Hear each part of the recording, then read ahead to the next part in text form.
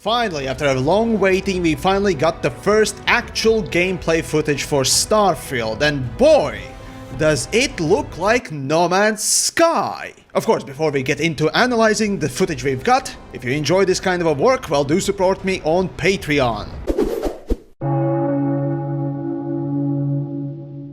Where you get to be who you want and go where you want. Oh boy, I think we've heard this one before, haven't we? The gameplay footage we got immediately shows off some simple panning shots and so on and so forth, but the intriguing part was walking outside of the ship. At first I was thinking, well, it's gonna be just like a taxi and you just spawn in a ship when you arrive on the planet, but we'll get to that in just a bit. However, the first immediate shots that we get are of creatures of weird design, and that immediately gave me the sense of, I've seen this before, and boy oh boy have we ever. And No Man's Sky is gonna be repeated time and time again today, so forgive me. But no, seriously, it's a very apt comparison because everything really does resemble quite a bit of No Man's Sky. Well, maybe except for a few nuances, but we'll get to those. So if you've ever played No Man's Sky, well, looks like Starfield might just be like it. Or at the very least taking a lot of those inspiration points. After we confirmed that the game has crabs, we can move on to mining, as it seems that there will be basic rudimentary material collection, and that later will be for crafting system and whatnot else. Then we proceed to see a little bit of first-person shooter aspect and the design of the weapons. Overall, I can say personally I'm not a fan of this gun design and look, but whatever.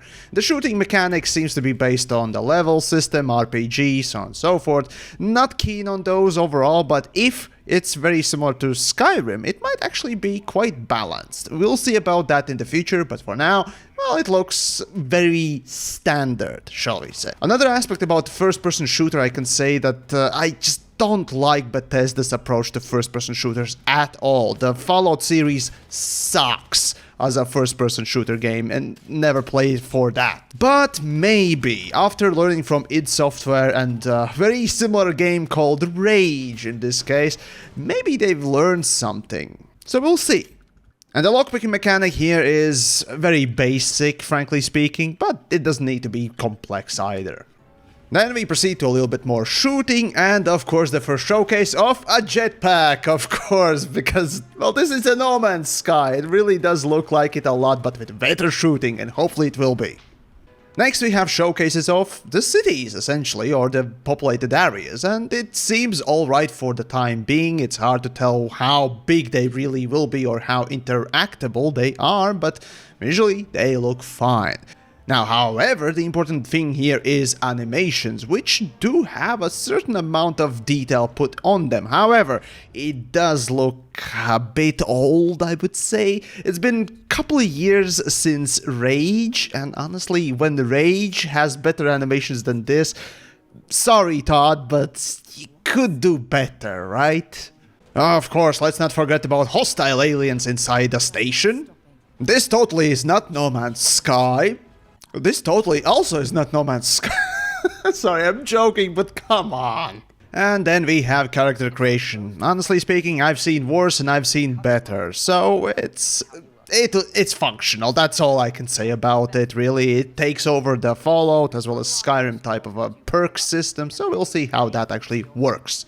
Next we have crafting, and of course, how could we go without crafting in an open world RPG Bethesda game? Not keen on it, especially for kinetic weapons or even laser type of a weapon game, but still fine for an open world. I guess you need to fill it somehow. And then we have base building, and this totally is not... And then we have base building, and this totally is not No Man's Sky. But regardless of whether or not this is in No Man's Sky or is not, or this game is literally trying to copy it, doesn't matter.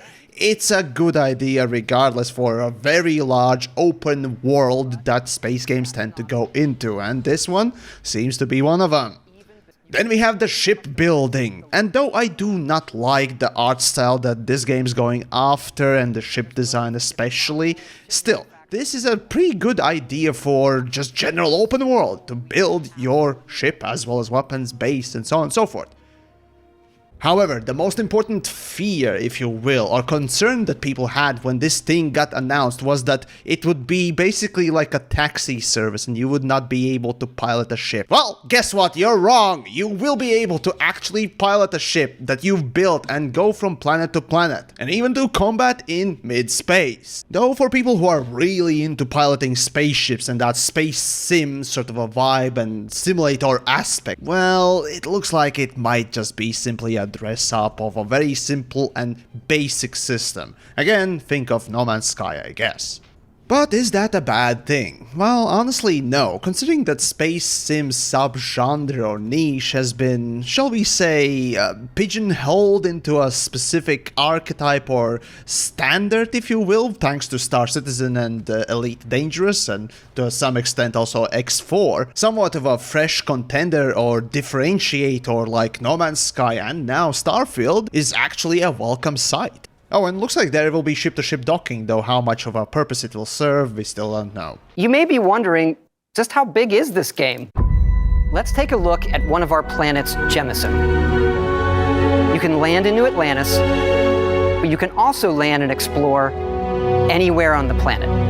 And this was another concern point for a lot of players who kinda expected Bethesda to slack off and just say, okay, you can land on this and this and this point on the planet and that's it. But no, it looks like Bethesda actually put in more time and effort building a whole planet, which is, at this point, a standard thing you can do. After that, they decided to go with 100+ systems between which you can travel, in which you have multiple celestial objects. And that's absolutely fine. The biggest problem with modern leading space sim games like, let's say, Elite Dangerous or even No Man's Sky was that there were billions of planets to land on, billions systems to visit, but all of them tended to have very repetitive stuff on them or nothing at all in them. So we'll see how Bethesda approaches with just a limited amount of systems, which is fine as long as you put in enough work into them.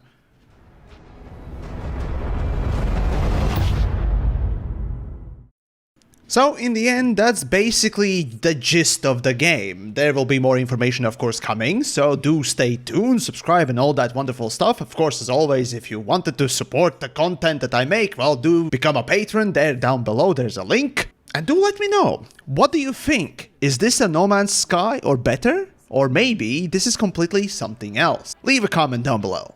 And I'll see you next time.